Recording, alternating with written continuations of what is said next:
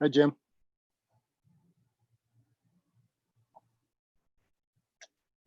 Hi there.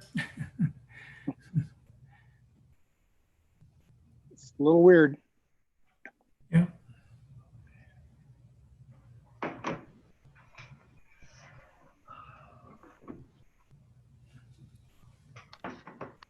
Hey, HPC staff, I had a meeting until 6, but I'm here.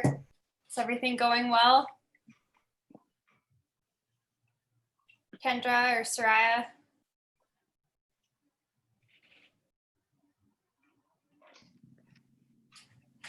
Okay. Sorry, I have trouble here.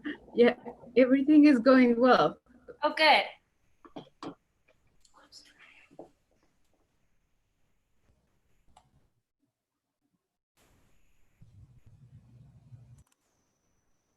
Can I ask who is on the iPad as the guest so I can rename?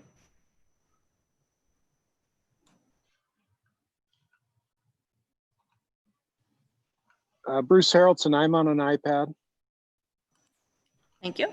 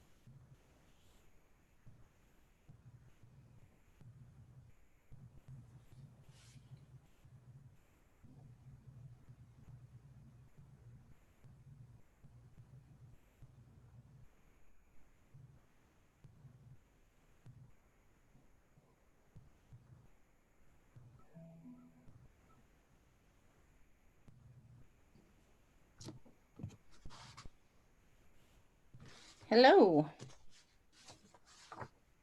Hi. Hi there, Jamie. Are we ready to go? Yep. All right. Welcome to the monthly Historic Preservation Commission meeting. This commission is comprised of volunteer members who live in Missoula County. In addition to 3 professional members, the commission includes a downtown representative, 3 at-large members, and 2 at-large alternates. I am Jamie Lockman and serve as chair. Paul Filicetti serves as vice chair. The Historic Preservation Commission was established by the Missoula City Council in 1989 and is charged with establishing a local historic preservation program, integrating historic preservation into local, state, and federal planning and decision-making processes.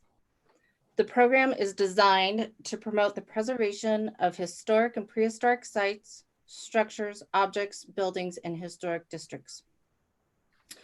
All of the meeting body members are attending from a remote location. We're holding this meeting virtually, so we'll be doing public comment a little differently than usual via a live call in phone line, just like calling into a radio show or to make a pledge during a telethon. I'll call for general public comment, and on that item, I will take comments on those items that are on the agenda and items that aren't on the agenda. I will also open the public comment phone lines on each agenda item. Each time we call for public comment, we'll put the numbers on the screen and the meeting ID and give you time to go to your phones and call in. But you may want to write them down. When you call in, you'll be placed into a waiting room and I will take the calls in the order in which they come. When I call on you, please mute your TV or computer or there will be an echo. Tell us your name, your comment. Please be aware that there is a delay of about 50 seconds from what you are hearing at home in the actual meeting. So it's okay to begin speaking right away when I call on you. I'll be observing a speaking limit of 3 minutes so we can hear from everyone. Okay, let's get started. I'd like to call the meeting of the Historic Preservation Commission to order. Can we have a roll call, please?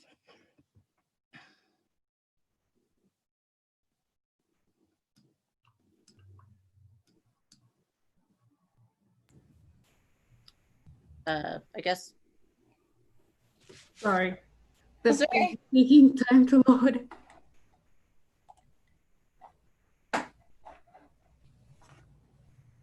Jamie Ryan Glockman, Here.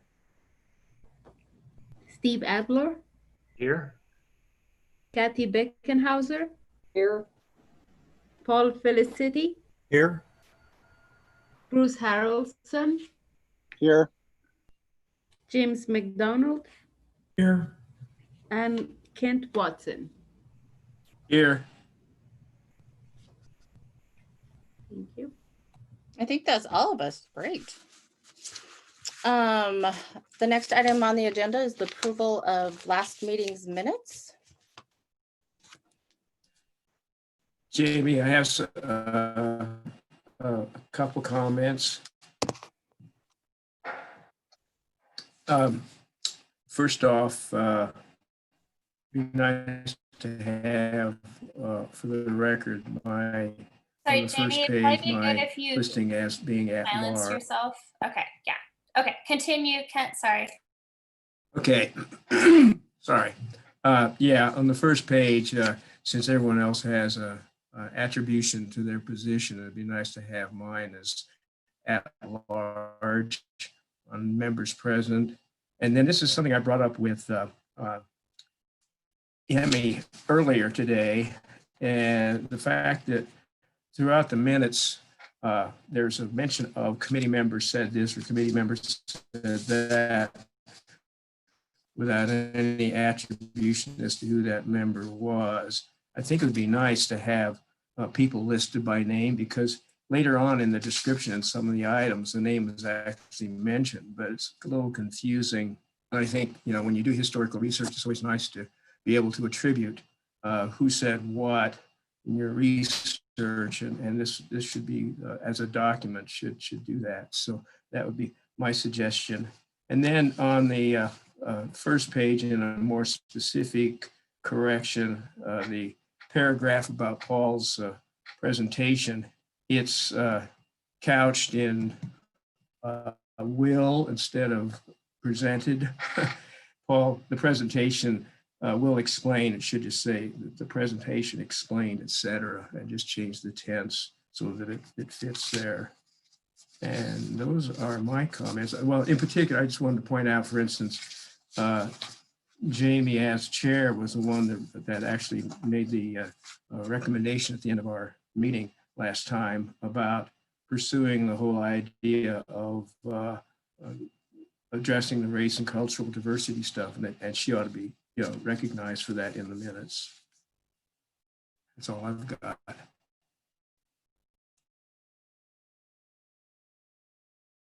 Okay, thanks for that, Kent. Emmy, do we have staff make those corrections then, or we take the document and? Yeah, so that would be an admin change. And Kent and I talked about this earlier about, Commissioner blank says this or Commissioner blank says that. And I did a really quick research today about what is right. And there are differing views online about privacy, of whether we want to protect commissioners' privacy about what they said, or we want to actually state who said what. And it sounds like it's a city stance. So I'm going to ask admin what City of Missoula prefers to do, because previously we said Commissioner so-and-so says this, and now we're saying the commissioner said this. So I'm going to request that we do one or the other and not both. And I think what we should do in this case is take down these recommendations and pass our minutes in our next meeting. And so they're changed, and then we'll pass them in the August meeting. Does that work, Kent? Yeah, for sure. Yeah. That'll be fine. Thank you. Has anybody checked with, has anybody just checked with Marty Rabine? Because that's something she might just know off the top of her head. That's kind of No, my- so this came up that's just in the past like hour or two. So we're gonna look into it and then see.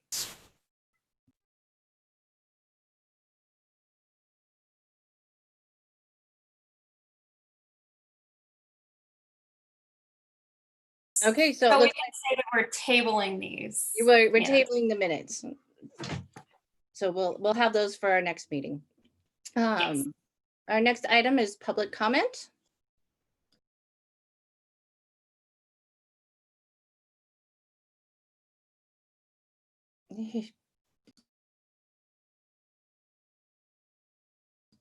Hearing none, we'll move on. Sorry. Our next item on the agenda is new business, and we have Dave Strohmeyer here, County Commissioner, to update us on the Lalonde Ranch. So take it away, Dave. Thanks, Jamie. Thanks to the rest of the commission for allowing me a few minutes to chat with you and update you on the Lalonde Ranch. Looking at everyone's faces on the screen, just about everyone has been involved with the Lalonde Ranch in one way, shape, or form over the years. So I don't know that we need to belabor the history a whole lot, but I'll start out by just cutting to the chase and then describe in a little bit more detail what it is that I want to bring before you tonight. So basically, I think it's about time that we actually take a property off a most endangered list rather than vice versa, seeing most endangered site lists continue to grow. And I think this is an opportunity to remove the cloud of uncertainty that has hovered over the Lalonde Ranch for literally decades. So for those of you who do not know, the Lalonde Ranch, which is owned by Missoula County and has been owned by Missoula County since roughly 1991, is the kind of cool, historic looking ranch or farmstead that's abutting the interstate out by Dino's at Airway Boulevard. This is Jim. May I? It is seems that Kent Watson's screen has taken over the meeting here. Yeah, so Kent, if you go to that middle share screen, it's lime green at the bottom. And then unclick that. Yeah, there we go. Thank you. My apologies. Thanks, Jim. It's okay. I was saying something very eloquent there, I think. But no, in any event, the location of the Lalonde Ranch out there by the interstate at the junction of, near the junction of Airway Boulevard and the interstate behind Dino's, across the street from Big Sky Brewing, the cool looking farmstead that consists of basically four structures: a historic log home, log structure, a 4-square brick building, which is the main house, and then a couple of barns. So the county, like I say, has owned this for several decades. When we purchased the Lalonde Ranch, which was a much larger property than the postage stamp that currently exists out there in the remnant portion of the ranch, it has subsequently been chopped up into the Missoula Development Park out there that you're probably all familiar with. And even though it's been impacted significantly over time, I think the consensus is that there still retains integrity in this site that certainly warrants listing on the National Register of Historic Places at some point in the future. The ranch, when I first came onto the Board of County Commissioners, was, as it had been for quite some time, was being hotly debated in terms of what this property ought to be used for. I think the county over the decades had gone down any number of different paths, some of which were more or less aligned with the cultural significance of the site. And it really struck me, with my background in cultural resources and historic preservation, that there were unique qualities of this site that warranted special protection and consideration. So A&E Architects had, I guess it was around in the year 2018, conducted a condition assessment report and planning report for the property. And this came on the heels of any number of additional assessments. I think, Steve, you were involved in some of the work out there, and you were too, Kent, I believe, and Jim too. There were a number of projects looking at the Lalonde Ranch over the decades, some of which are listed in the resolution that I think you all have received.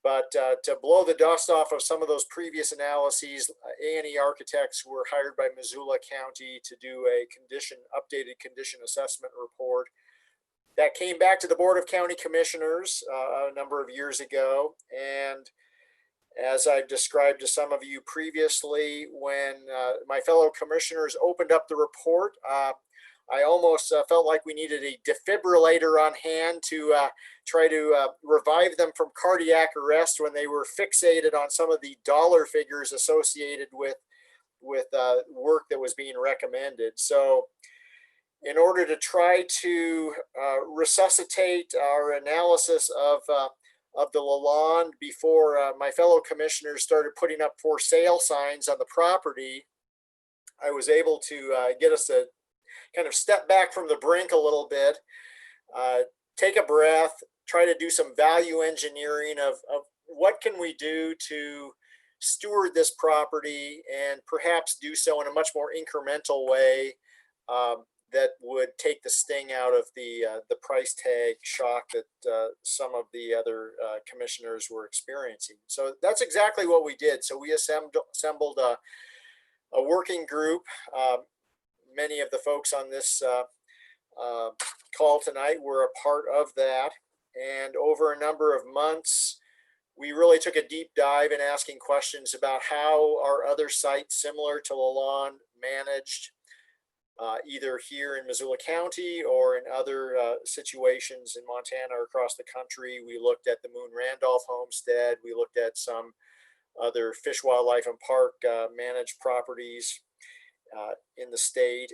And I think what we came away with was that, yes, indeed, there is a path forward in which we could steward this property and not necessarily right out of the chute have to invest several $1 million to make it open and accessible and interpret it for the public. You have some documents that I think you probably received in your packet. Hopefully you did. And those included an errata sheet that A&E Architects put together that was a summation of a number of focus group discussions and really a nice overview of some of the working groups discussions over the months following 2018 and beginning in early 2019 to the present. You also should have a strategic framework document, which was something that a smaller subset of the working group worked on over the course of several months. And then you also have a resolution that I put together in collaboration with our Missoula County Parks, Trails, and Open Lands staff. The strategic framework really lays out the mission and vision and some of the guiding principles for the Lalonde property. The resolution lays out a number of not only whereas statements that sum up where we've been and where we are currently, but my proposal for where we would go into the future. Just in summary, the four now therefore be resolved statements in the resolution are the following. One, it is an adoption by the Board of County Commissioners of the strategic framework for the Lalonde Ranch. Two, it commits the County of Missoula to the site's long-term stewardship for its historic heritage and cultural values, and really removes this cloud of uncertainty that I mentioned and gets us off the fence, and once and for all commits us to not just scratching around looking for how can we keep this property in the public estate and somehow turning a profit for Missoula County. No, the utmost concern that we have is the historic cultural resource heritage properties of this property. Thirdly, it lends the support of Missoula County for submission of a nomination form for the National Register of Historic Places for this site. Again, which is something that has not yet been completed. There's been plenty of preliminary work that has led up to this point. So we're certainly not starting from ground zero if we want to pursue this path, which I think we should. And finally, in terms of organizationally, if we're to manage this site, where would that management responsibility reside? We've had long conversations about ought that to be with the Historical Museum at Fort Missoula, within our Parks, Trails, and Open Lands program, some other nonprofit entity. And I think where we finally landed on, certainly where I landed on and where I want to make the case to my fellow commissioners where we should land, is that our Community and Planning Services Department, which is the umbrella for Parks, Trails, and Open Lands, would be the primary coordinator for site stewardship. And that would certainly also be in collaboration with the Historical Museum or perhaps other outside entities. And hopefully at some point in time in the near future, we would be able to establish a friends group for the Lalonde. But CAPS, or Community and Planning Services, would be the umbrella entity within Missoula County government that would serve the stewardship responsibility for this site. Since we started working on this a few years ago, the Lalonde Ranch is now within the city of Missoula. Before it was outside of the city limits. So hence, I think an even more prominent role that the HPC could play in terms of consulting advice and really being active with the future of Lalonde could lie within the bailiwick of the HPC, whereas it might have been more on the periphery of the Historic Preservation Commission's purview previously.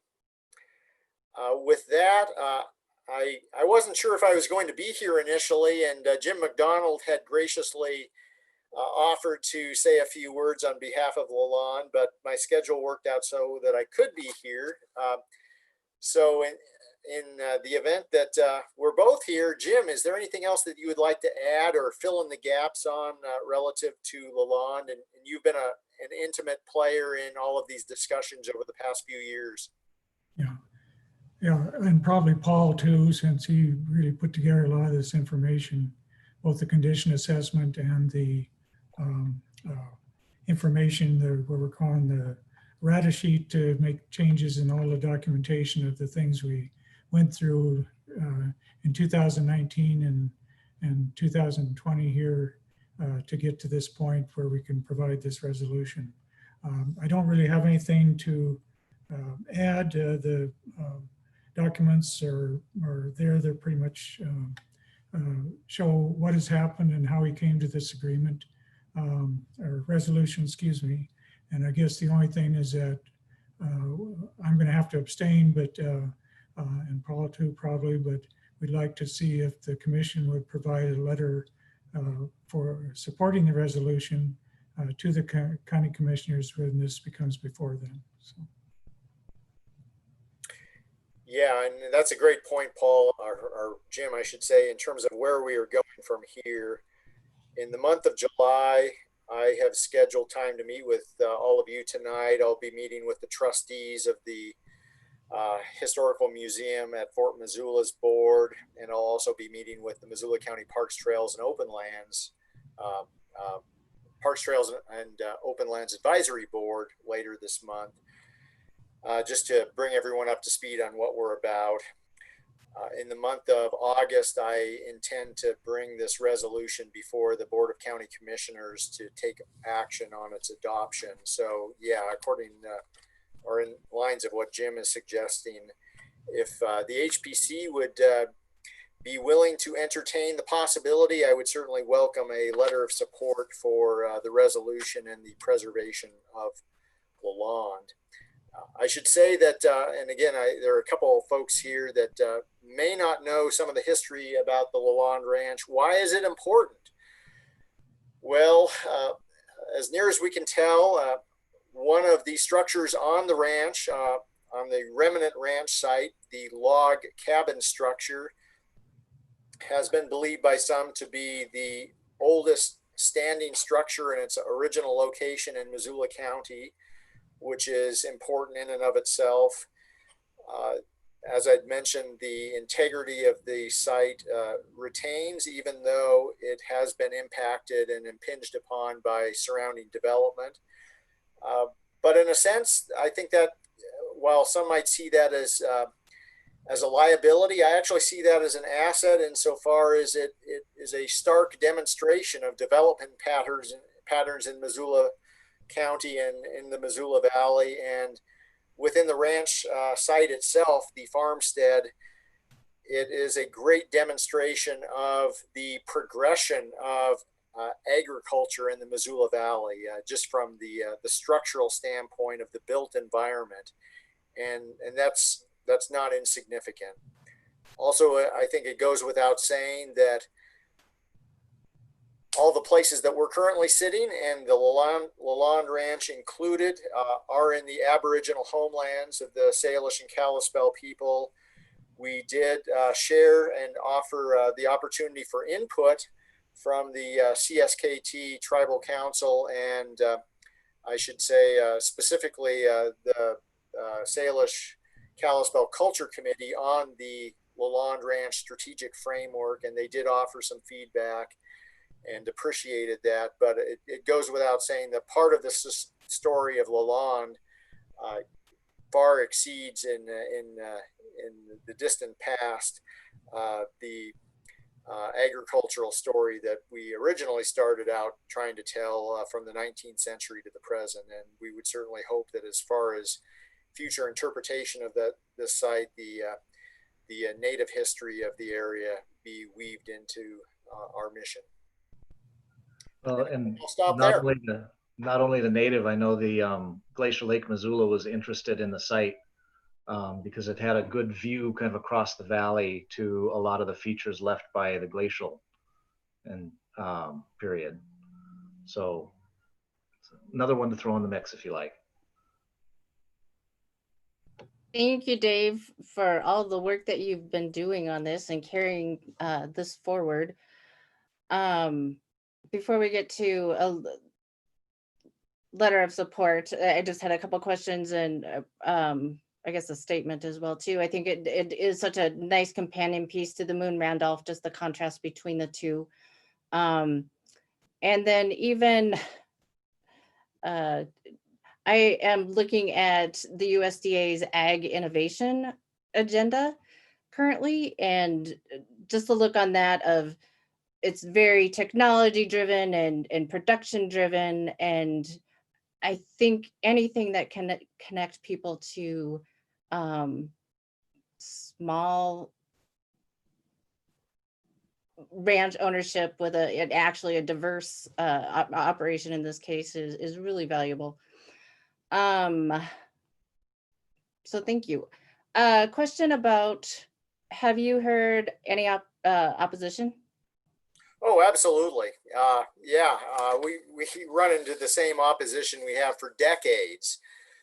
There are those folks who see this as so far, as the integrity of the site having been so far impinged upon by adjacent development that it's lost its its sense of place or feel of the historic qualities that I think many folks conjure up when they think of what constitutes a heritage site. So you're absolutely right, Jamie, that this is a great compliment in many ways to Moon Randolph. Among them, its accessibility to the public, which is somewhat more challenging with Moon Randolph. But I think it's because of that for some folks who've been to Moon Randolph, and when you're there, you feel like you're in the moment. You could be in that place a century ago, and you have a similar continuity of feeling. Maybe not so much with Lalonde, but so you have that sort of opposition that this is why not just pick up the doggone cabin and move it out to the historical museum at Fort Missoula and be done with it. So you have folks who may not have that much of an understanding of what it means to preserve history. You have other folks who might be bent on the idea that we need to be maximizing revenue, and this is just a revenue sink because all they're seeing is the investment that would need to be made to make the site accessible to the public or interpret the site. Never mind the fact that at most other parks, maybe to some extent with Fort Missoula notwithstanding, we're not charging people entrance fees to get into these places. So we invest money willingly to support our parks and playgrounds and other public spaces. Why are we expecting in this case that somehow this site needs to pay for itself 100% without public investment? So I think those are kind of the two major areas of pushback. Folks who don't see this as particularly worthy of historic preservation, and those who feel like we should be spending our dollars elsewhere other than our cultural resources. And I think you'll see some of that in the focus group comments in the errata sheet that has been distributed to you all. And maybe that's a call to action for all of us here, that there's more work to be done on the education front of why cultural resources, historic preservation matter in the year 2020. Amen.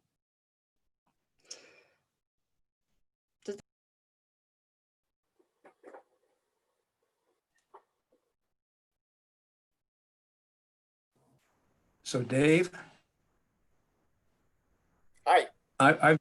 I've got a couple drawings I did back in 1995 and 96 of the entire development park. These were the park and greenway conceptual plans. To whom should I get those to? Should I give them to John Stegmeyer or to Garrick?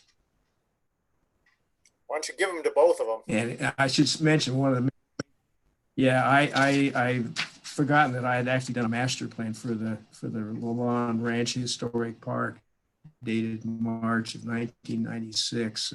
That's obviously been cut down a bit because of the more recent development, but someone should have that full set, not me. Yeah, that would be great. Thanks. Thanks, Kent. So we need a motion to approve. I have a question. Sorry. Oh, that's okay. How far have you gotten on the nomination? Has the nomination been started? Jim, do you want to, or Jim or Paul or Kent or Steve, any of you, do you want to speak to that? Because nothing's been done in the past few years, but I believe there has been work done prior to that. Yeah. Work that was done by Dan Hall and other groups, Jim, I'm sorry, is well documented, and it's a matter of just putting it into the nomination form properly and make it work. It's not like we have to go out and research and do a lot of other things in order to make it, to prepare the nomination. It just needs somebody to do that. And at this time, that has not been done. it's part of what we hope to do in the future here. Yeah, a lot of the work we did, the research we did was geared towards kind of wending that into a nomination form. So I think you're right, Jim. It's just a matter of pulling it all together.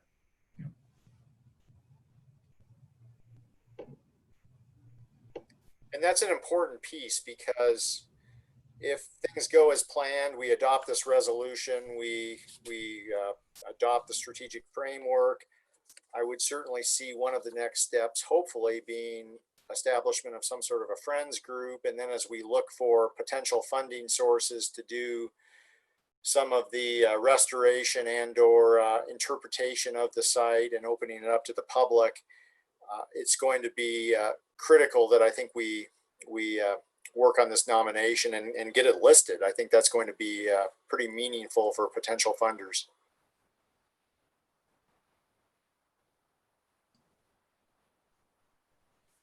Thanks. So the recommendation is that we have a motion to have Emmy write a letter of support for the resolution to Missoula County on behalf of HPC. Do we have a motion? Motion. So moved. Second, I'd second it. discussion? Emmy, do you feel eminently qualified to put a draft together? Is there any input you would like or comments to make sure we include something? I feel qualified because I've been part of the working groups for this over the past year plus. So, but if you guys would like, I can give you a draft first. Would you prefer that? Yeah, I'd just like everybody to have a chance to have input. And I know we could throw together a letter, but now might be a good time if people are concerned or have ideas to say, oh, make sure you get. But Yeah. Well, so let's do the make sure I get now, and I'll write a letter and send it to you guys before I send it to Dave. Dave, is there a timeline on this? No, like I say, the month of July is going to be taken up with just meetings like this, bringing folks up to speed on the resolution. So if you could get it to me by August, that would be great. Great, thank you. Anyone else? I was Are thinking, there just, any make sure I gets? yeah, make sure you get how the ranch displays a typical evolution. So it's not just the original ranch, it's the ranch over time. And even include what Dave mentioned about typically what happens to ranches as they get encroached upon and developed around. And that can become part of the interpretation as well. But making sure that, you know, we get in that it shows an evolution. It's not just a moment in time. And it's an evolution typical to ranches. And I'm writing this down, but Steve, if you want to send me that in an email, that would also be awesome. Okay. Okay. I think that's a good Anyone time too, if anyone else thinks of something that we haven't covered, to send it to Emmy. Emmy, do you have an idea of when you want to have this finished? This would be my first priority for next week. So I'm going to get started on Monday. So no later. Well, we can I guess if we see a draft, we can make some additional. Yeah. But yeah, and if you think of things between now and Monday, send them my way. Great. This is Jim. I wonder, our next meeting is August 6th, I believe. I wonder if that's enough time to do the final approval and get it to Dave, so we don't have to necessarily go back and forth with everybody during the month of July. I think once we approve writing this letter, I don't think we need to have it approved again. Yeah. Is that correct? Yes. Okay, that's fine. Correct. Yes. So Dave, would that work if we got you the final letter by our next August meeting? Yeah, totally. Okay. Great, thank you. Okay, vote. All in favor?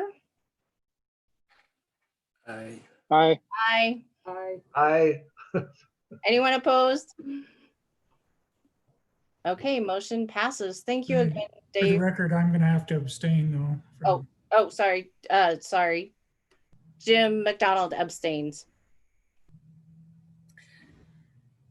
Yeah, thanks so much. This is, suffice it to say, been a long time in coming. So I'm optimistic that we're finally going to get this over the finish line. Thank you. We're happy to do what we can. Thanks, Dave. All right, goodbye. Thank you, Dave. You bet. Goodbye. All right. The next item on our agenda is the mock design excellence review. Emmy, do you want to go forward with that, please? Yeah, so I just got these documents in within the past couple days, and this is so I thought this would be an exercise for us, and we don't have to do it tonight, but I wanted to provide what would happen when we have our first design excellence review. And what just happened for the Radio Central building, which is not listed, so it's not under our purview. But eventually we'll get a building that is under our purview. And I uploaded just today the documents that were submitted for the design excellence review. And I thought we could look at those documents together. And if we had any questions, just start to think about that is what would be submitted for the first time that we have our design excellence review for a listed building. So I can share my screen here. Let me pull it up.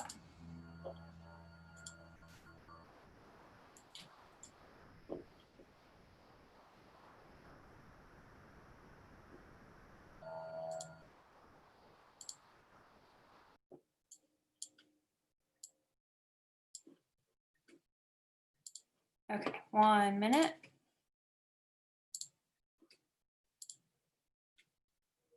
Okay, so this is what was submitted for the design excellence review for the Radio Central building, which is not listed, so we don't have any say. And it was already passed, but hopefully we'll have more say in the future. And I just wanted to just get this out there for future. And this is what we will be reviewing. And we had the Radio Central present a while back. Kent, I think it was your first meeting that they presented, and this is their plan for the reconstruction of the cornice.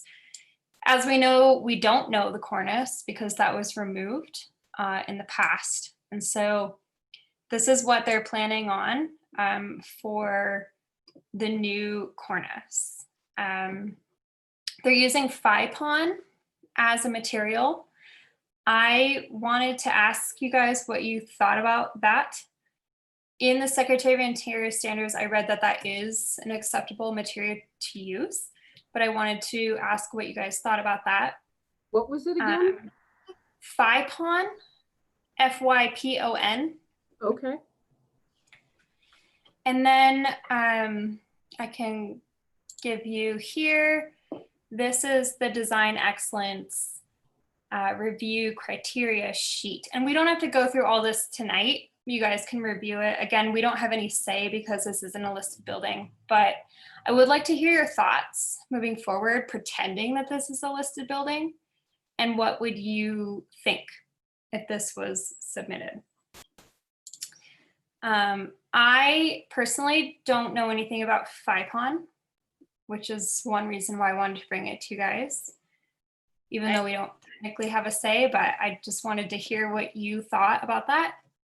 I just did a quick search. I had not heard of it either. Not my favorite material. So it looks like it's molded some sort of plastic or similar material. Yeah, so it's a FIPON cornice with a sheet metal cap. I would worry it would kind of look like all the Trex decking. You know, you can hit a certain angle of the sun and go, oh, that's plastic. So one thing is the architect actually said that they would still listen to our comments, even though the DER has been completed. So I was hoping we could review this and you guys could send me your comments and I could still submit them even though they're not required.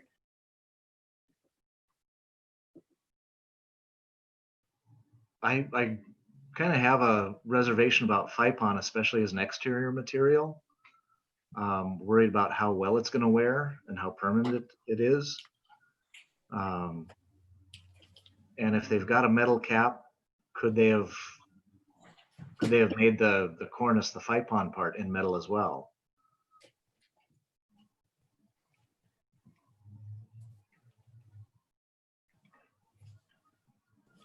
Also, is there a drawing that shows the cornice from the side? You know what I mean?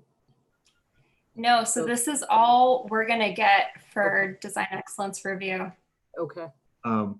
When you look at the drawing and you see that black kind of profile there in the length of the cornice in the elevation, Mm-hmm. that's indicating the profile of the cornice itself. Okay, so it's stepped So- back then. Yeah, so they're just showing kind of a section of the cornice there in black at each of the sections of cornice Okay, to thank show you you. what the profile is. So it looks fairly simple. So, you know, no reservations about the design.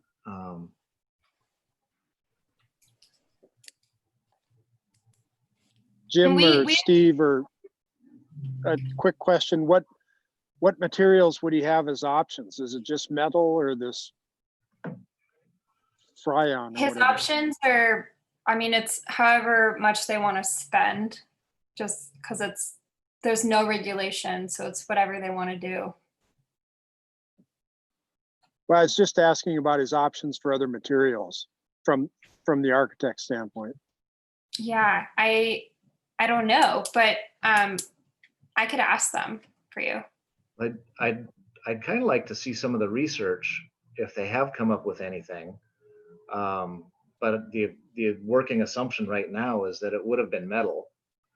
But I can't say that with 100% certainty. But it'd be nice to check into some of the research to see what we could verify.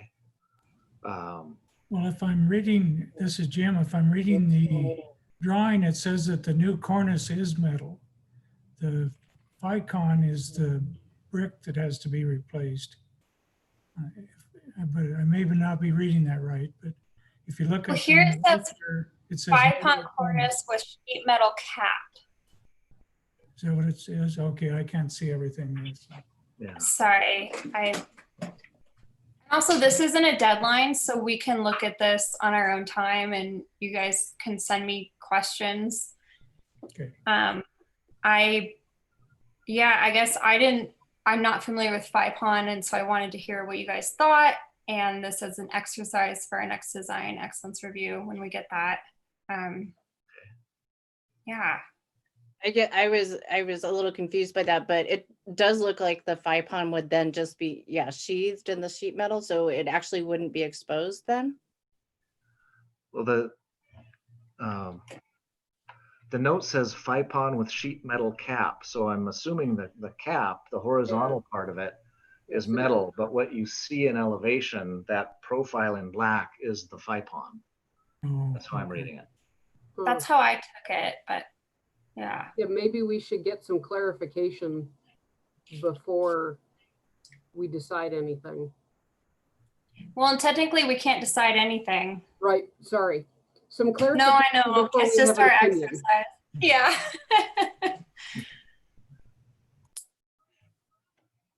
I guess too, just because I looked at that website and saw all of their different products, they say the reproduced medallions, it doesn't indicate, or sorry, mullions, painted mullions. Those would probably be wood. Those wouldn't be FIPON then, correct?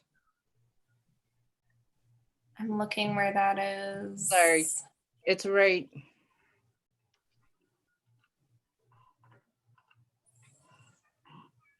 Painted mullions.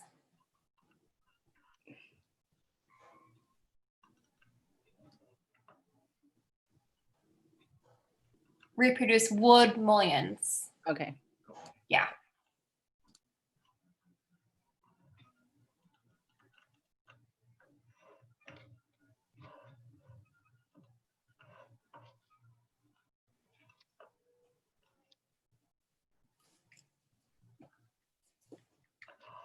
And do they have a profile through the cornice that they're reconstructing? No, and that's not required. But that said, once it comes to a listed building, we could require that.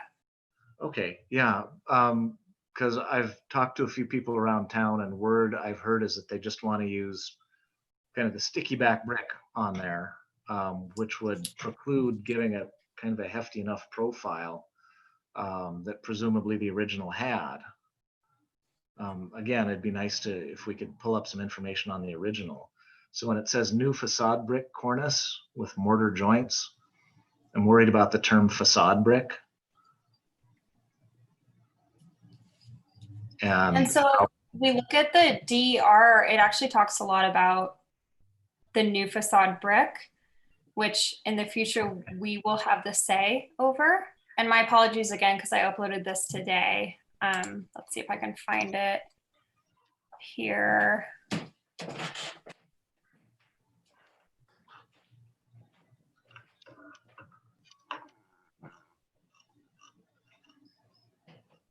Sorry, don't watch everyone. It'll make you dizzy.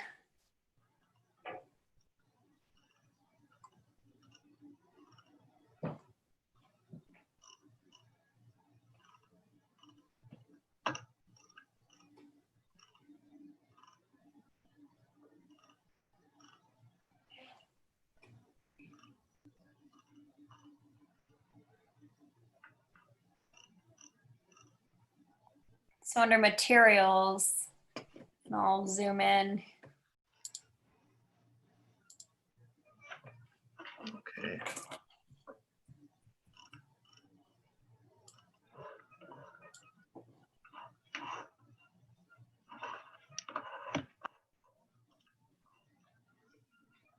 This is what is required under design excellence. Can you scroll it down a little? I only got about half the paragraph showing on materials. There you go. Thank you.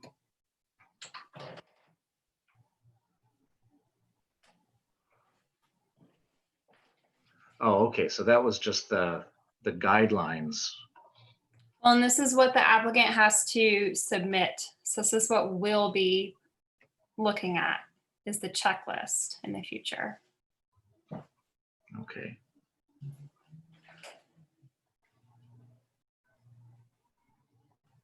But this is also on top of Secretary Interior standards because they're already a listed building. So we have that leeway as well.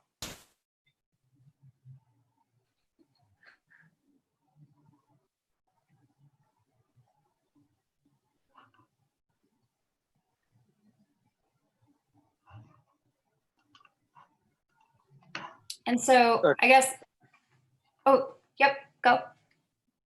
Well, a question to Steve's point about the lick'em stick'em brick, is that a parapet we're looking at where the cornice is? So we can go back here. Yes, that's a parapet. Okay. It is a parapet, and from, because I can look out the window and see the building right here. You see the arched windows and kind of that line of stone above the arched windows. From there up right now, it's all concrete block with a few bands of brick. So at some point they tore off the historic and rebuilt it in block, and presumably when they were refacing the building to notch the depth back to what they could work with those panels. So now what you see above the windows is all gray block, and the presumption is that they'll be attaching a new cornice to that gray block. But if it doesn't have the depth to it, I worry that it'll kind of feel a little fake.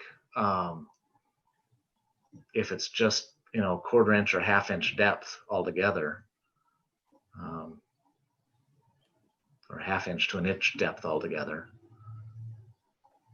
So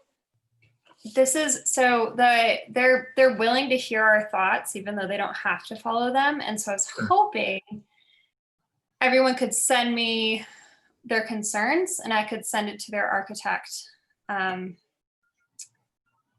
discuss it further.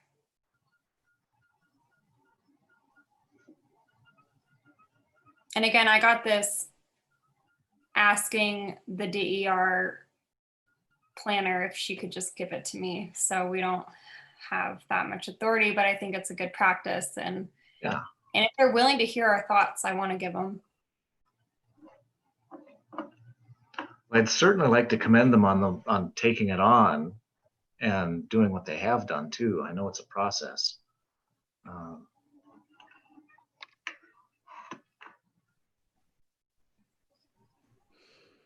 Okay, anything else?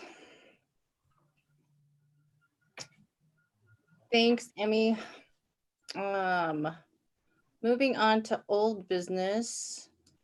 We have Kathy Bickenhauser, Kathy and I put together a letter with the help actually of Tobin Scher as well, regarding the issue with the covenant language. So we're bringing it to the commission for any edits or further discussion. And then it will be moved on to the mayor's office.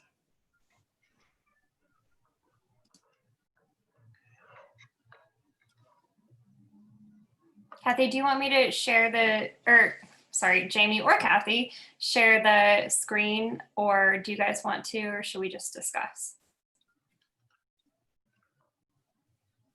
I have it pulled up, but I have it pulled up too, actually.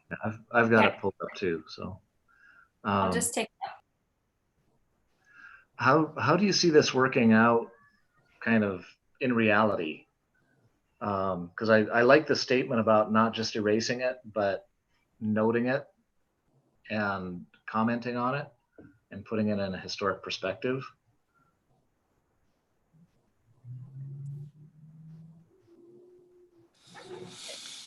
So practically taking the language out of any documents that proceed further is what I understand too, or part of it. And then I guess it's for me, it's if you have someone that's buying a house in a particular neighborhood and this language is attached to that house, that can be really offensive. So somehow, I don't know exactly how it should be done. Emmy, do you have any thoughts? Yeah, so I met with Lavelle, head of long range planning at 4 today, and we worked through a lot of things about the memo and what we're trying to do. There's many things. Let me just look at all my notes. What is our end goal once we research this? What is our end goal? That's one thing I want to ask HPC. What is our purview? So we don't have purview on housing or neighborhood associations because that's not city and we're a city group. What action do we want the mayor's office to take, which I think is just supporting us in doing this. And then also one thing that was brought to light, and we do now have support of long range planning, my boss, after talking through everything, is that there's a July 2nd ad hoc city council meeting, and they're the equity, it's a new ad hoc meeting, and they're the equity meeting of city council, and they met July 2nd. It was 2 hours long, and they received a ton of pushback for what they were doing. So I would suggest we all listen to that before we continue, just to hear what the community wants, not stopping this in any way, just reflecting on what was said during that time. And I haven't listened to that yet either.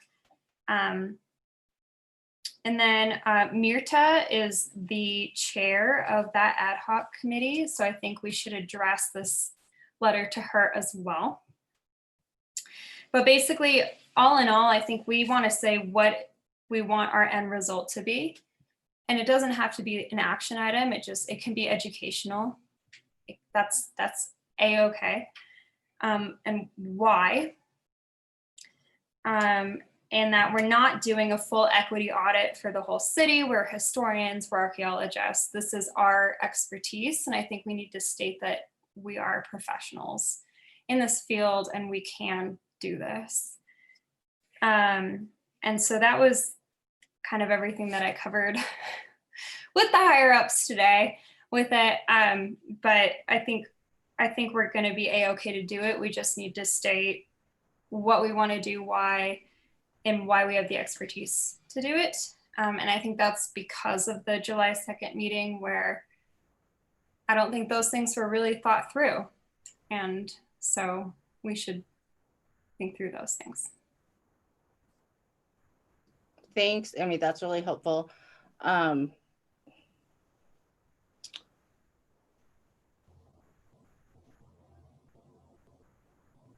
Well, and something. Is it helpful? I don't know if it's helpful, but yeah. I think it is, the whole thing is helpful, and it's something that needs to be said. And also in our efforts to work through the historic fabric in Missoula, we run across some of these statements. And it's a way that we can recognize that these statements are wrong and we can address that. So as far as a concrete, what do we want? I think that can be part of it. Where we uncover this language, we want to see it addressed and then removed from where we find it.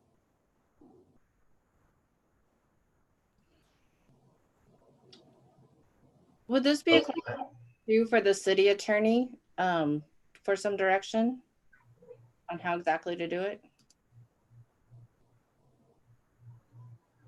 I'm presuming that this applies to city documents, right? Yes, so that's another thing is, I mean, we can do the research, like the South Hills, for example. They're known for still having exceptionally racist words, but that's not under the city because that's their neighborhood association. Because if it's neighborhood association or covenants, those are private. So Exactly. we really don't have a jurisdiction, if you will, there. Right. So one of the questions I'd have if we want to make a proposal is give them at least a good idea of what kind of documents are we talking about? Are we talking about city council minutes? Are we talking about directives? Are we talking about records? Has anybody done a sampling? Do we know how much work we're in for?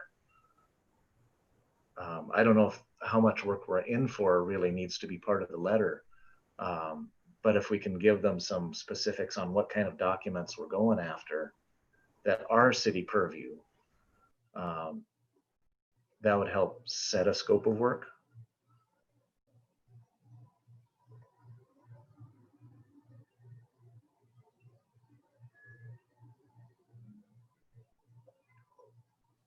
And I think that's why I was met with some hesitance in the beginning, is because a lot of those documents aren't city, unfortunately, in a way. I mean, not unfortunately, but it's not technically our purview. So we have to now say what is our purview, which is city documents.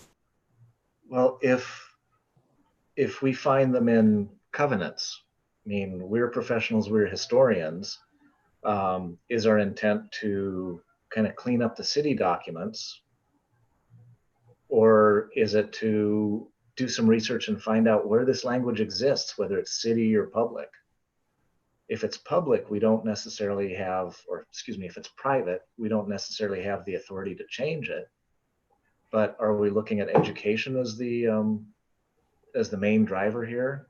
Because we could certainly bring up covenants to subdivisions and say, these are covenants, they're private. We can't necessarily change them. But in 1936, they said, and bring that forward as something for education comment and putting in perspective. So what I discussed was that is our I purview, would our educational. agree with that.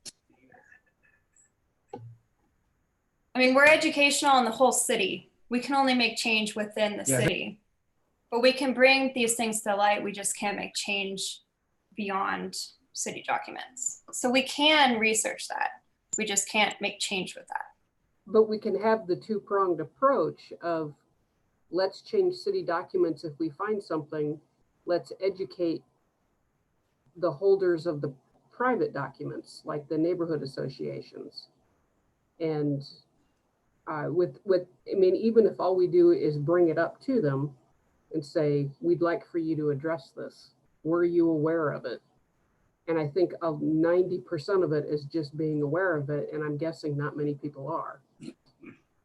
Well, and I would like to say, I don't think, I mean, that would be a question for the city attorney. I don't think we can say we would like you to, but we Okay. can say, we found this, period. Okay.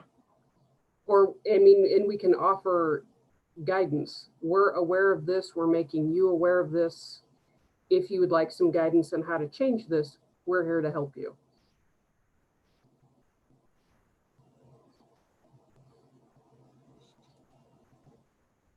Kent, Yeah, did I you? think it's important, Kathy. Thank you.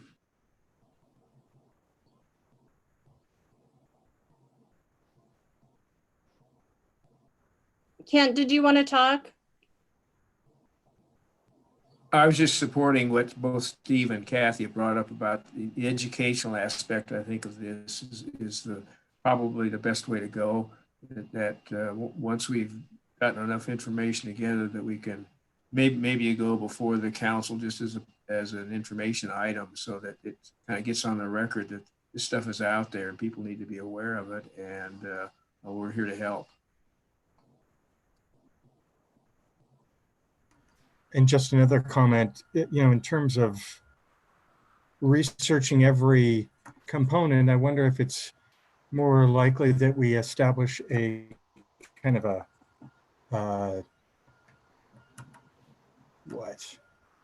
some sort of baseline for what documents are out there, what documents could be out there, including those that are in private hands, and maybe not calling them out individually, but saying that we acknowledge that these documents exist. And I mean, I think ultimately we're asking for the mayor, city council to further action to support a change of language or redefine what that language is today.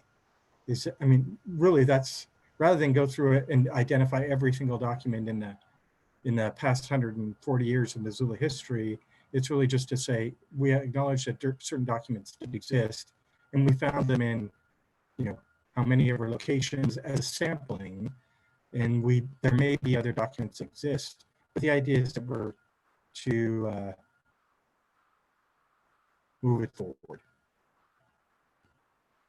I apologize if you didn't understand or hear me and all that. Thanks, Paul.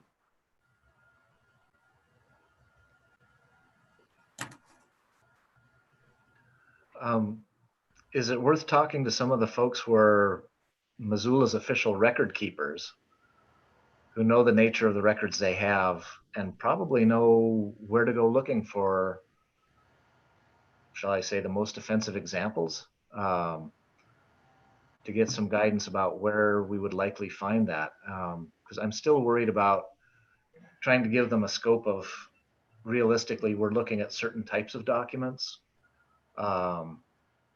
what we're looking for, how we're going to suss them out, and kind of a scope of work, because ultimately somebody's going to have to spend a lot of time in the archives.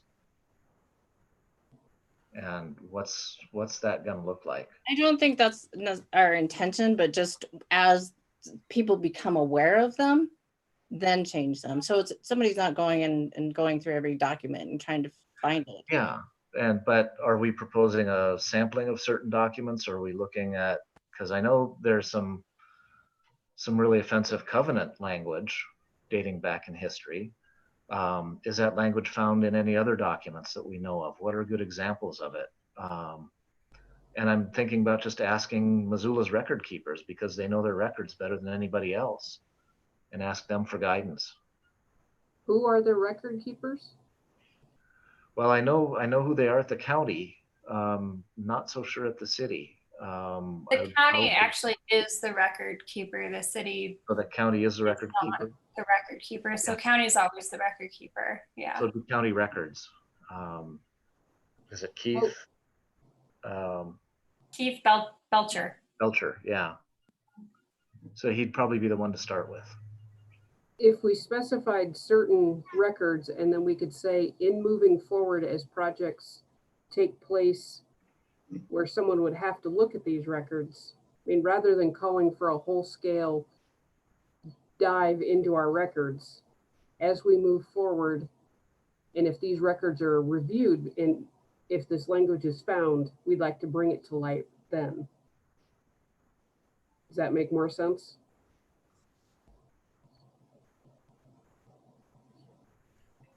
Yeah, I mean, it is it seems like a dirty little secret in a way that, yeah, it needs light shed on it. I think, and this isn't my role, but might I suggest that a subcommittee be formed? And that might be more actionable than having month by month meetings. Okay.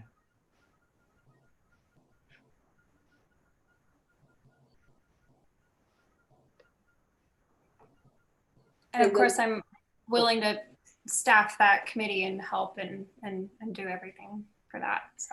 So what do we need at this point to move forward with this? Do we need to decide on a subcommittee?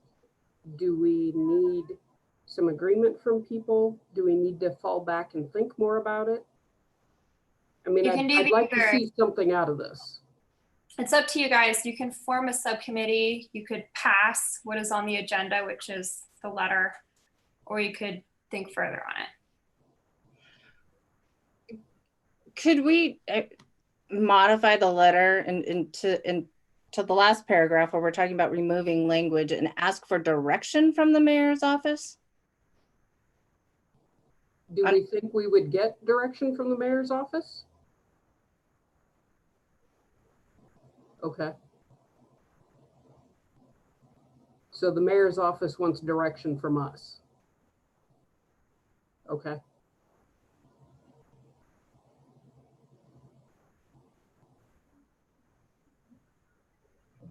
So now that everyone's seen the letter, I'm all in favor of a subcommittee.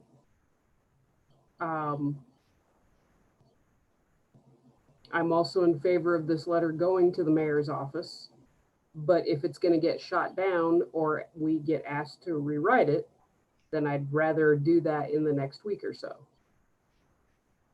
I agree. I think the letter can be easily modified not to be asking for any removal of language, but just rather this is what our position is on the situation. Okay. Can we just ask for the mayor's office and Dale Bickle and, you know, the ad hoc committee from the city council to support the letter? For a letter of support from them? We don't really even need a letter of support. It's just supporting us. Okay. So is this letter then more of an introduction and introducing the concept? So then Yes. we don't necessarily, so kind of get your approval, get your input on the concept, and then later on we can work on which documents we're looking after, what kind of sampling we're doing, what the details are. Because I think if we just introduce the concept, that's great. And we don't have to have a full-blown proposal. But if they say, yeah, that's great, give us a proposal, then we can work on a proposal.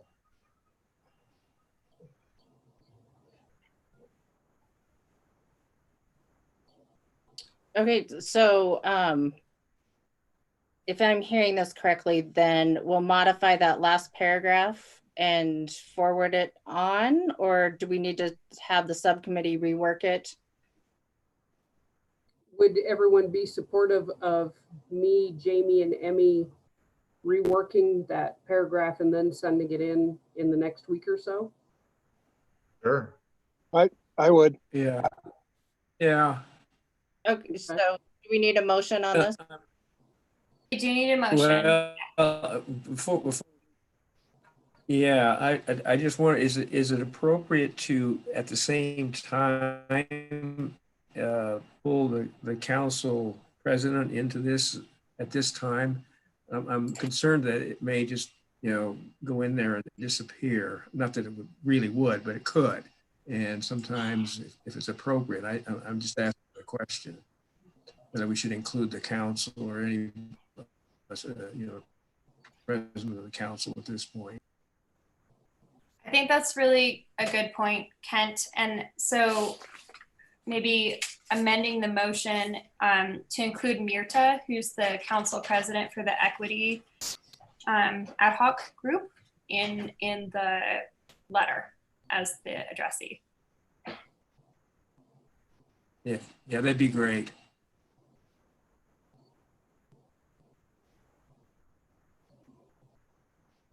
Could we enter this into a city council meeting as part of a public comment?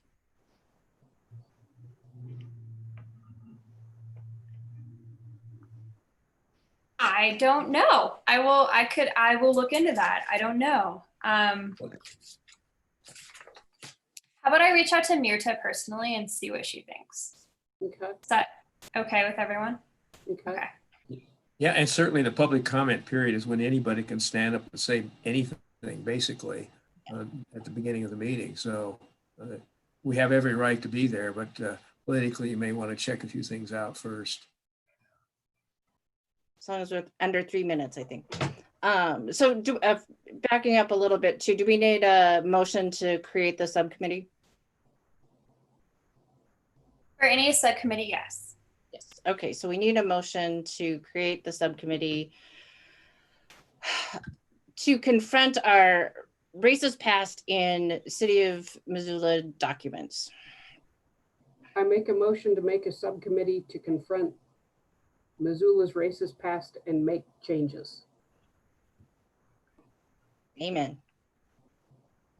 Second? Second. And seconds. All in favor? Aye. Aye. I All opposed? Anyone abstaining? Got it this time. No one is abstaining. Okay, the motion to create the subcommittee has passed. The next part would be, do we have a motion to edit the last paragraph of the letter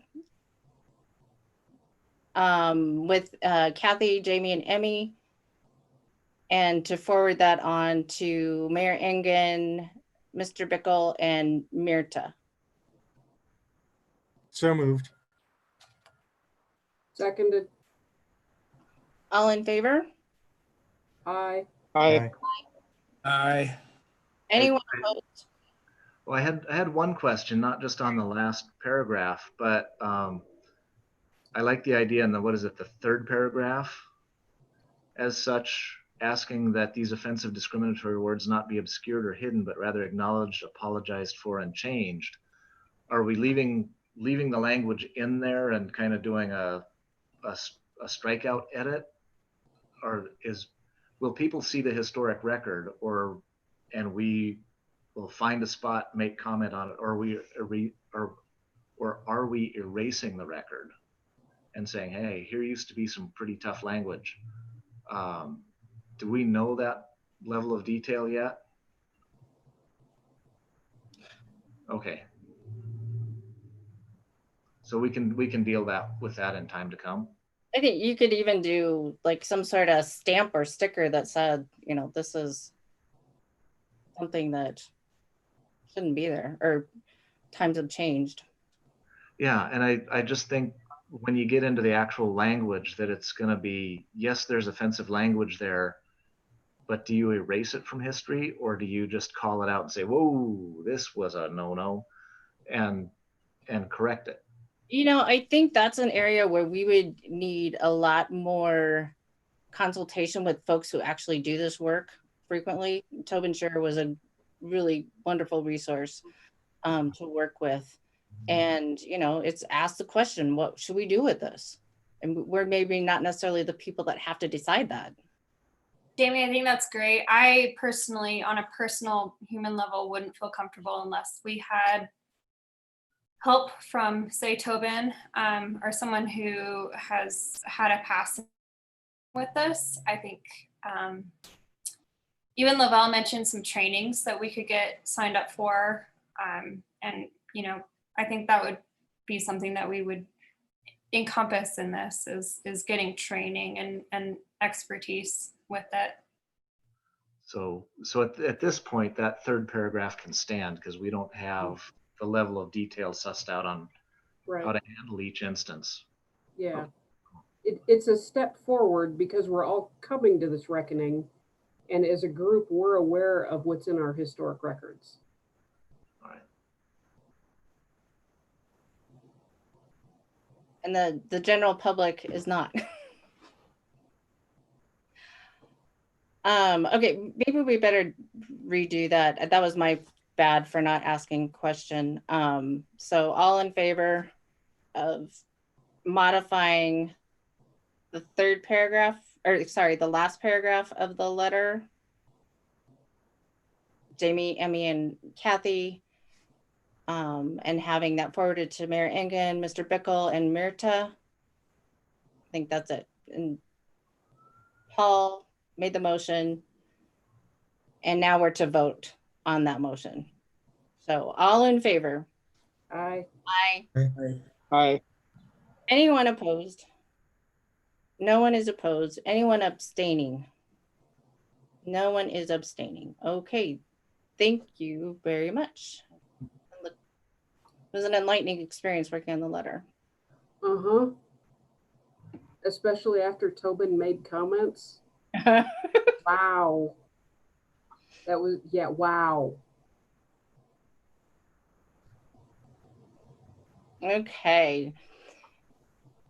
Moving on, we need to establish a subcommittee for aid in future preservation planning and work on the preservation objectives portfolio.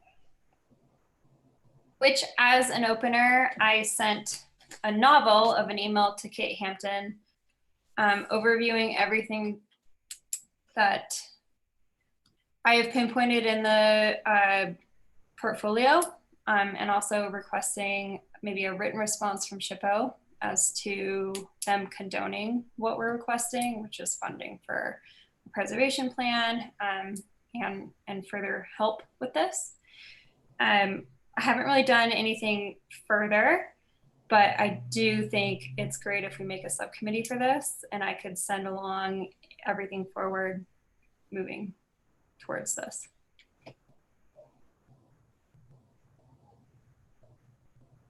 Okay. And sorry, my bad too. Should we populate the subcommittee for the letter or the language issue? What's that? Sorry? Should we indicate who is going to be part of the subcommittee for the discriminatory language? Oh, yes, we probably should.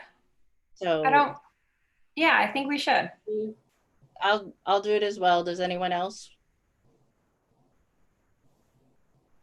Oh, Jamie. I will. Oh, I Paul. will. I'm going through the same process with the art museum, and it'd be interesting to kind of Okay. compare the two. So yeah, What is the art museum doing? something very similar. Okay, so we have Jamie, Paul, and Kathy on that subcommittee. and I don't mind sharing it. Okay, sorry. Now moving on to establish a subcommittee for the preservation objectives portfolio. So we need a motion.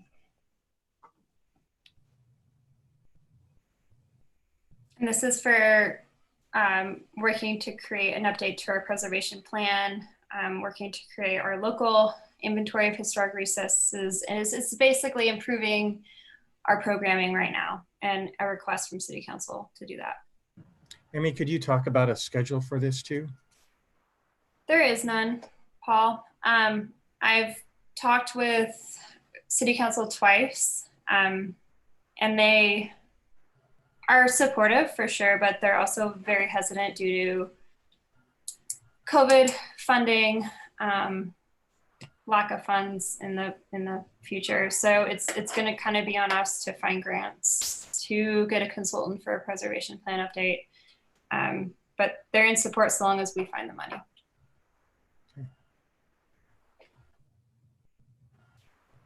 Well, I'll make a motion to establish a group that would move the idea of a preservation plan, whatever you're calling the language there, forward.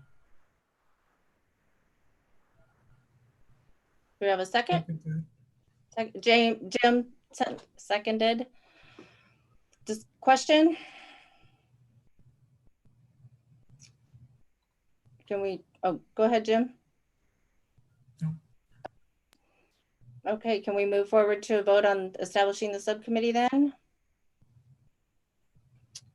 All in favor of establishing the subcommittee for the preservation, plan, the new work plan. Say aye. Aye. Aye. Aye. All opposed? None. Abstaining? None. Motion passes. The subcommittee is established, and we should populate that. Do we need volunteers to sit on it? Paul Yes, please. Volunteer. and Kent? And this is Jim. I'd like to be on it, but I'm not going to be able to do much for the next 6 weeks. So need to probably hold off for a bit. Jim, just having your name on it is powerful enough. So just throwing it out there.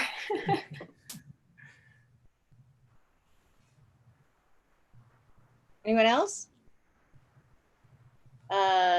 Do we have someone who will step forward to chair that? Sure. Thanks, Paul. Yep. I will chair that subcommittee. Amy, I'll coordinate with you later on that. Thank you. Yes, there's lots of little tiny details to catch up on. Okay, we can move forward to the building watch. Does anyone have any buildings that we should be thinking about?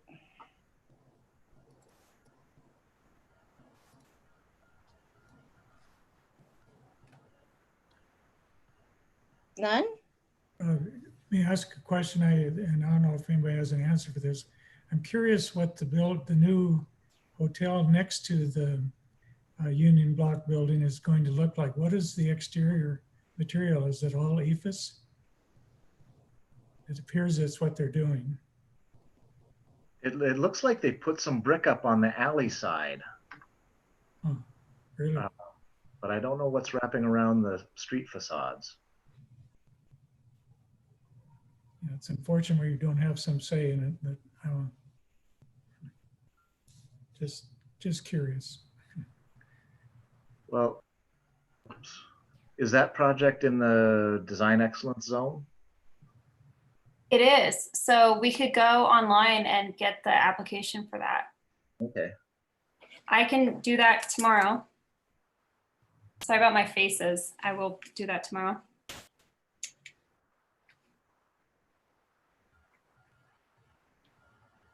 And so anything in the downtown corridor, there will be an application on the city website that has the renderings.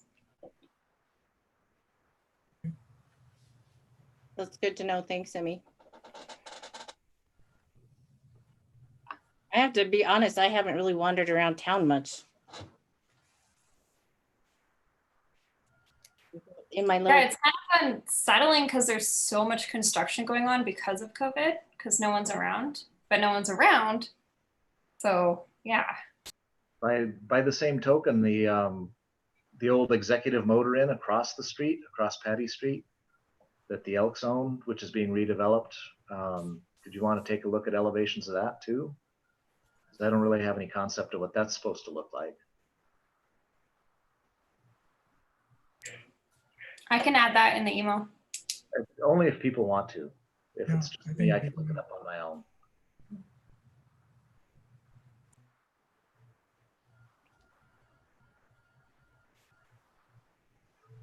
okay, can we move on or any other discussion? So brief today. Staff report.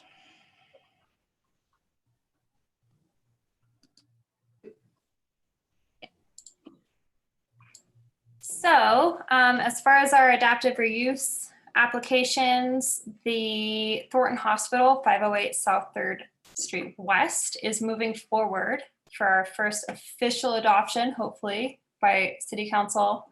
It's going to Planning Board August 4th. First reading by City Council is August 10th.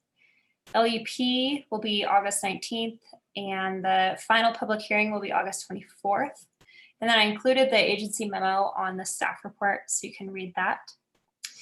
903 South First Street just submitted their rezoning application. They were just a little too late, so there's many before them, but they're in line now, and they're going to give an informational presentation to us for the new addition to the historic building during the August HPC meeting. Like I mentioned before, the Heritage Missoula logo has been finalized. We met with City Council, Committee of the Whole, and the County Commission over the month of June, and both were adopted unanimously, so that's very exciting. Following that, did an interview with ABC Fox on the historic heritage plan, and then following that was a Missoulian interview for the Sundays Territory section on the Radio Central, but it also included historic preservation in general. We're getting those 13 banners up on Higgins Bridge, which I mentioned last time, which is in partnership with the Lee Nyes Eddie's Club Portrait Book.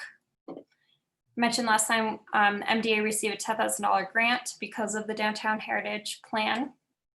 And that's going to be worked on our wayfinding signage downtown and implementing our first sidewalk pavement anchor bronze medallion, which will be in front of the library. That's going to be in the next month. We did have a meeting and we're working on that with the developers and city engineering. So that's moving forward. Unseen Missoula started on June 27th, the tours, and the new stop is Cranky Sam's Brewery. We met with Kelly Dixon, who's the archaeology professor at UM, and led the students who did all of the excavation. And they're working with us to provide accurate tour scripts for that portion of the tour. Efforts to acquire the federal building are continuing quickly. We have an RFP out on behalf of the city and county for a space needs assessment and historic building maintenance and needs assessment. So we're waiting for firms to respond to that. And I think that might have closed recently. The COVID-19 documentation has been moving along fully. I included the website for you guys to visit, as I did last time. And now we're looking for grants to purchase an official archiving software to hold the data, because it's a lot of data that's been submitted. And then it'll be made available on public, kind of similar to like Montana Memory Project, and it would be on our behalf to host that. 4th Street condos, mentioned last time. We're on to the section since it wasn't purchased for moving. to do the mitigation plan. I followed up with the architect on that, but I have not heard anything, but I will let you know if I hear back. They do have to include us per those conditions. So before they move forward, they will let us know. The Mullen area master plan move forward. I mentioned that last time. The objectives portfolio, I don't really have any major updates on that other than I sent a novel of an email to Kate about how to proceed with this. And I'll reach out to the subcommittee to go over further the small details in moving forward with that and funding. And I'll also CC you guys on, now that I have the subcommittee on that email. University of Montana, they did move forward with replacing the brick pathways that was originally from Higgins and Railroad. We submitted our budget requests on the 17th of June, and that includes everything that I presented during our CLG final report. But we did include an additional request for a part-time intern for the HPO. And if this is passed, this will be our first paid internship for the Historic Preservation Office. So here's hoping. That'd be great. Historic preservation permits. We do have an upcoming historic preservation permit for the ZAC painted signage on the Studebaker building. That'll come up rather quickly. And we actually reviewed their HPP for building alterations in 2018. That was December 2018. Then they came back in October 2019 for their painted signage. And that does require an HPP. But we held off because they needed DRB, which is Design Review Board request, because they're requesting 2 painted signs, which is 1 more than code allows. So we're holding off until they get that DRB approval, and then we'll do the HPC approval for the HPP. We're doing an expedited one because we voted on that back in October 2019. And I'll send all of the previous documents on that to your guys' email. We still have the existing vacancies. I did reach out to Jordan Hess, who is the LUP chair, and he's in charge of interviewing. And I have not heard back. So let you know when we can move forward with that. Rattlesnake Dam removal. All of the demolition of the non-historic buildings has happened. I went out there on the 23rd of June, and they're doing everything that SHPO and we required for the 106 mitigation. And they put up the time-lapse cameras, which is going to document all of the removal of the concrete dam and the historic building, anything that is contributing to what would be eligible to historic district. The metal tile roof of the tower building, which was found to be the most historic building on site structure. We're actually planning to have a helicopter come in and remove that. And that's because the narrow corridor of the dam, you can't have really machinery or manpower in there because it's so narrow. So that'll be really interesting to have the helicopter come in and remove that roof, which will be reused because of the mitigation plan and because of the recreation plan for a new kiosk. And then long range planning, still working on updating the city growth policy and the new city strategic framework, and that is ensuring that historic preservation related efforts are included. Since I talked to you guys last, I submitted a request to have historic preservation included in the new city strategic framework, which was never previously included. I haven't heard back whether that was approved or not, but just keeping an eye on everything that moves forward with city planning. And that's it. Good work. I mean, you've been busy on COVID. Always historic preservation. Any questions for Amy?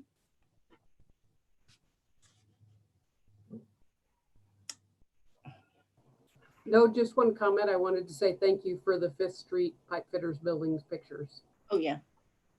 Yeah. Sorry it took me so long. And there's way more. I need to just get them all in the one album.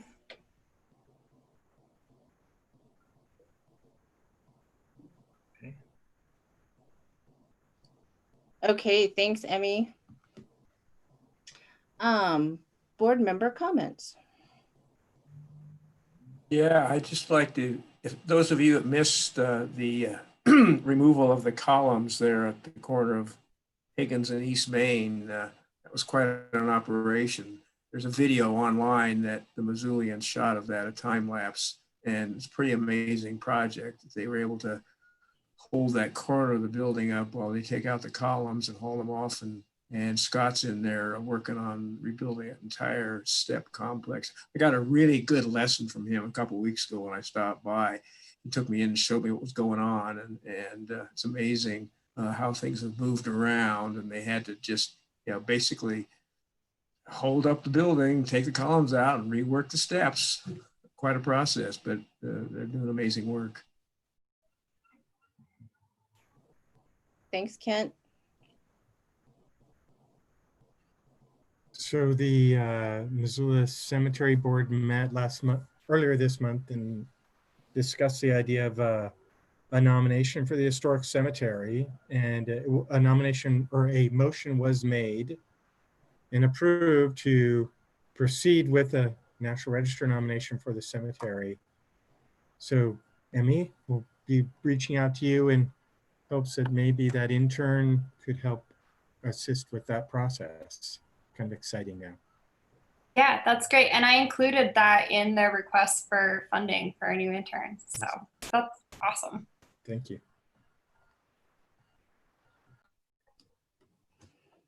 It's a good deal.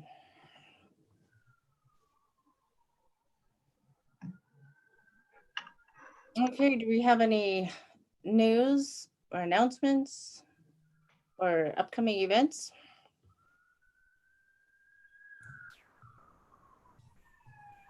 This is Jim. I just want to mention that the Association for Preservation Technology Conference in Edmonton, which is close to Missoula, and then the Miami National Trust Conference is all going to be virtual this year.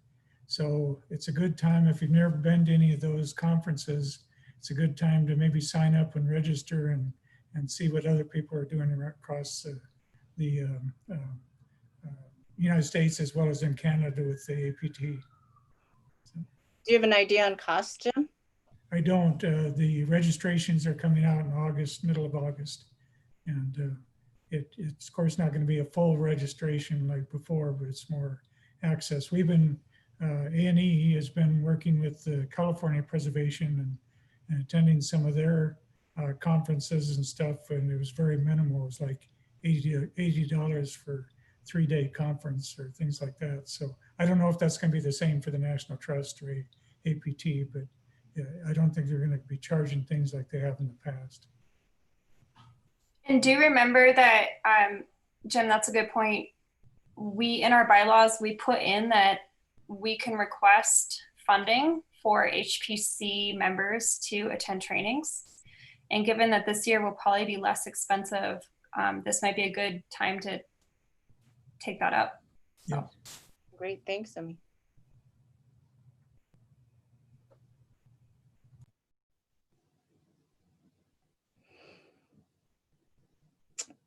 Okay.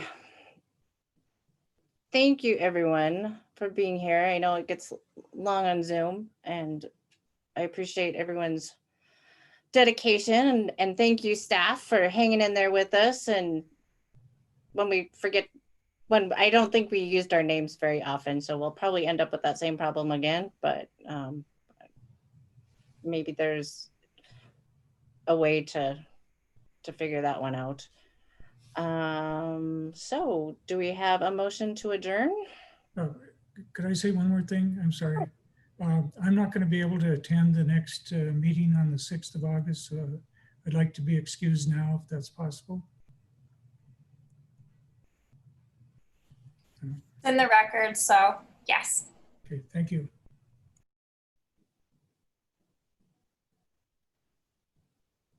A motion to adjourn. So moved. Paul moves.